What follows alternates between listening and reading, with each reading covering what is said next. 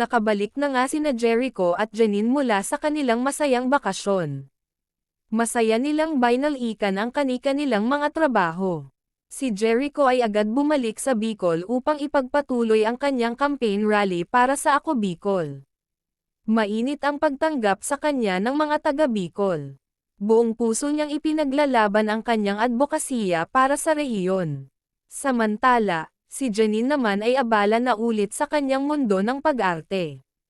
Balik shooting na siya para sa kanyang bagong teleserye.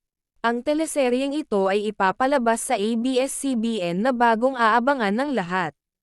Marami na ang sabik na mapanood ang kanyang pagganap sa bagong kwento. Ayon sa ilang tagahanga, kakaibang karakter ang gagampanan ni Janine.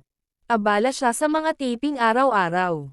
Tila wala ng bakas ng pagod mula sa kanilang bakasyon. Mas ganado silang magtrabaho ngayon.